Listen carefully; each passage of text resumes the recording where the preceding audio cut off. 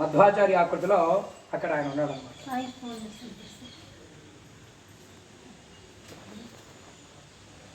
రెండవది స్వామివారి చేతిలో ఉన్న గద, అది గద కాదండి. మీరు బాగా గమనిస్తే కాదండి, గద కాదు, అది స్వామివారి చేతిలో ఉన్నది సౌగంధికా పుష్పము. ఏమంటే ఇప్పుడు మనకు ఆ కవచమల చూసినప్పుడు గదలాగా కనిపిస్తుంది, కానీ స్వామి మూల విరాట్ను గమనిస్తే అది గద కాదు, సౌగంధికా పుష్పం. అంటే సౌగంధికా పుష్పము తెచ్చినది భీమసేనుడు మాత్రమే. సో రెండవ ధర్మంలో భీమసేనుడిని అక్కడ ప్రతిరూపంగా చూస్తున్నారు. సౌగంధికా పుష్పము భీమసేనుడు, శిరస్సు కట్టినటువంటి పేట ఆ తులసిమాల మధ్వాచార్యులు, స్వామివారు హనుమంతుడు. హనుమ భీమ మధ్వాకృతులు ఈ త్రిమూర్త్యాత్మకమైన విగ్రహం అండి. ఇది వ్యాసరాయ ప్రతిష్ఠితము. ఆ వ్యాసరాయుడు ప్రతిష్ఠితం కాబట్టే ఎక్కడ వ్యాసరాయుడు ప్రతిష్ఠితమైన విగ్రహం ఉంటుందో అక్కడ మాత్రమే శంకుచక్ర ముద్రలు ఉంటాయండి. స్వామికి ఉన్నాయి శంకుచక్రాలు ముద్రలు. ఇది స్వామి యొక్క విశిష్టత. మనము నించినటువంటి ఈ అంతరాలయం అంతా కూడా శ్రీకృష్ణదేవరాయల వారు కట్టినదండి. ఈ దేవాలయం శ్రీకృష్ణదేవరాయల వారి కాలంలో నిర్మితమైనది. దానికి ఆధారం ఇక్కడ ఉన్నటువంటి శాసనం. ఆ శాసనం శ్రీకృష్ణదేవరాయల వారి శాసనం. ఇకపోతే ఇక్కడ రాఘవేంద్ర స్వాముల వారు మండల దీక్షా పర్యంతం ఆ చెట్టు కింద తపస్సు చేసి పెట్టారు. అదొక విశేషం. ఆ రావి చెట్టు చాలా విశిష్టమైంది. రెండవది దాస సాహిత్య పరంపర. మనకి ఏ విధంగా అన్నమయ్య గారు ఉన్నారో కన్నడ సంప్రదాయంలో దాసశ్రేష్ఠులు ఉన్నారన్నమాట. అన్నమాచార్యులకు సమకాలీకులు వచ్చేసి పురంధరదాసులు. వారికంటే ముందున్న వారు ఇక్కడ, అంటే వారి తర్వాత వారు అక్కడ ఆ రెండు విగ్రహాలు కనిపిస్తున్నాయి మనకు. నించున్న స్వామి ఏమో విజయదాసులు అని ఆయన పేరు, సాక్షాత్తు భృగు మహర్షి ఆయన. కూర్చున్న స్వామి గోపాలదాసులు అని, గణపతి ఆయన. ఈ భృగు మహర్షి ఇక్కడ మనకు పక్కనే చూకుల పరవి అని, చిప్పగిరి అని ఇక్కడ ప్రాంతాలు ఆయన క్షేత్రాలు. కొన్ని వేల ఎకరాల భూమి అండి ఆయనది. లక్షల మందికి భోజనాలు విశిష్టమైన కార్యక్రమం ఉంటుంది. ఆయనకు మాత్రం రాగి తంతితో చుట్టబడిన తులసిమాల, రాగి పాత్రలో భోజనం. ఎందుకు అంటే ఆయనకు వెండి కూడా ఆయన మీద ఉండదు. వెండి బంగారం లాంటి ఏది ఆయనకు ఉండదు. కారణం ఏంటంటే లక్ష్మీ ప్రసన్నత ఆయనకు లేదు. లక్ష్మీ శాపం ఉంది కదా భృగు మహర్షికి, అందువలన లక్ష్మీ ప్రసన్నత లేదు అని. ఆయన దగ్గరకు వచ్చిన భక్తులందరికీ లక్షల మంది వచ్చినా తెల్లవారులు భోజనం పెట్టమన్నా పెడతారు. ఆయన ఆరాధనోత్సవాలు జరిగినప్పుడు ఆయనకు మాత్రం బట్టి పాత్రలు భోజనం ఉంటాయి.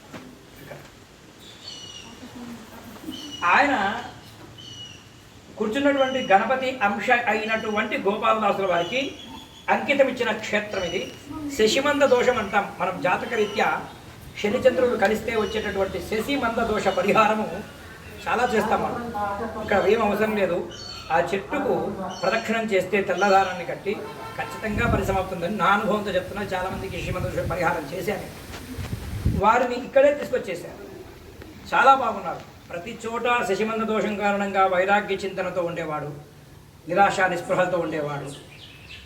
ఈ శశిమంద దోష పరిహారాన్ని కనుక ఇక్కడ చేయగలిగితే అద్వితీయంగా పనిచేస్తుంది. ఖచ్చితమైనటువంటి నిజ నిరూపణం ఇక్కడ ఉంది. అది ఈ క్షేత్రం యొక్క విశిష్టత. రెండవది వైద్యనారాయణుడు నిజంగా అయినా మా పిల్లతనంలో మేము చూసామంటే, మా అబ్బాయి వయస్సు ఉన్నప్పుడు మేము చూసాం. బీభత్సమైనటువంటి కుష్టు, సామాన్యమైంది కాదు, తారాస్థాయిలో ఉన్న కుష్టు వ్యాధిగ్రస్తుడు. మనం ఇక్కడ రాగానే ఇక్కడ గోశాల పక్కన చూసాము. అప్పుడు గోశాల ఉండేది కాదు, అప్పుడు అక్కడ బోరింగ్ ఉండేదండి. అతను బోర్ కొట్టే నల్లమట్టి ప్రాంతం ఇదంతా కూడా. ఆ బోర్ కొట్టి నీళ్లు తీసుకొని పక్కనే ఉన్న నల్లమట్టినంతా, ఆ ధ్వజస్తంభం చుట్టూ ఉన్న నల్లమట్టి తీసుకొని శరీరం అంతా పూసుకునేవాడు. పూసుకొని మొత్తం ప్రాంగణం 48 చుట్టూ తిరిగేవాడండి. తిరిగి మా ఇంటి పక్కనే ఒక దిగుడు బాగుంది, అందులో దాదాపు గంటసేపు ఏదో కొట్టేవాడు. నేను నా కళ్ళారా చూశానండి వాడి బీభత్సమైన శరీరాన్ని చూసి భయపడమని నేనే. ఆ తర్వాత ఇతనేనా అని ఆశ్చర్యపడింది నేను. మచ్చ కూడా లేదండి అతనికి 100 రోజుల్లో. మచ్చ కూడా, ఏ మందు వాడలేదు. ఈయన దగ్గరకు వచ్చి ప్రదక్షిణం చేసుకున్నాం మేమందరం. ఇక్కడ ఒకటే, ఇక్కడ బీభత్సమైనటువంటి నల్లనాగు పాములు ఉన్నాయి. బీభత్సమైన నల్లనాగు పాములు మీకు ఎన్ని కావాలో మేము డిగ్రీ స్టూడెంట్స్గా ఉన్నప్పుడు చాలా అలా దాటిపోయేవాళ్ళం, అలా దాటుకుంటూ వెళ్ళిపోయేవాడిని. అంటే పూర్తిగా ఒకనాడు భయము, రెండో నాడు వైరాగ్యం, మూడో నాడు చీదరింపు, నాలుగో నాడు చూసాం పోనే పరిస్థితి దాకా వచ్చామని. ఇంతేలేవి అనే స్థాయికి అంత పాములు ఉన్నాయి. ఏ ఒక్కడూ కూడా ఈ కాలనీలో ఏ ఒక్కడూ కూడా పాము వలన ఇబ్బంది పడిన ప్రసక్తే లేదు. అది స్వామి మాకు అనుగ్రహించినటువంటి వ్యవస్థ కదా చాలా శక్తివంతమైంది. చాలా చాలా చాలా విశ్వాసంతో చెప్తున్నాను నేను. ఎందుకంటే మనం పురోహితులు ఎన్నో కార్యక్రమాలు చేసాం, ఎన్నో విన్నాం. మనకే కొన్నిసార్లు చూసాము అనిపిస్తుంటుంది. కొన్ని విషయాలు వింటే మామూలే అనుకుంటుంటాం. కానీ ఈయన దగ్గర ఆ ప్రసక్తి లేదు. కార్యసిద్ధి కారకుడు, చాలా విశిష్టమైన శక్తి. ఒక్కసారి వచ్చి ఇక్కడ నమ్మి ప్రదక్షిణాలు చేసిన వాళ్ళు తప్పకుండా ఫలితం తీసుకుని ఎక్కిరాలి. అది ఈ క్షేత్రంకు ఉన్నటువంటి విశిష్టం. శ్రీకృష్ణదేవరాయల వారి స్థాపితం. ఆ ఎదురుగా గండబేరుండం అక్కడ పెట్టాడండి ఆయన. జయస్తంభాలు ఎక్కడున్నాయి అక్కడ మాత్రమే గండబేరుండాలు ఉంటాయి. ఆ వాకిటికి ఎదురుగా ఉన్నటువంటి ఎర్రని దగ్గర చూస్తే 2 ముఖాలతో ఉన్నటువంటి గండబేరుండం కనిపిస్తుంది. బహుమని సుల్తాన్లను తాను జయించినటువంటి సూచికగా ఏనుగులను ఆ గండబేరుండాలు పట్టుకున్నాయి, కాళ్ళతో ముక్కుతో పట్టుకున్నట్టుగా ఇక్కడ చేసి పెట్టాడు. అంత విశిష్టమైనటువంటి స్థానం ఇది. చాలా గొప్ప క్షేత్రం. ఆయన క్షేత్రంలో మనం ఉన్నాం. అందుకే అంతటి మహానుభావుడికి ఒక పత్రిక ఇచ్చుకొని ఆయన ఆశీర్వాదంతో మనం ముందుకు వెళ్దామని మనం ఇక్కడ తీసుకొచ్చాను. అక్కడ పెట్టేసుకుంటే స్వామి ఈ పత్రిక వాగట్టు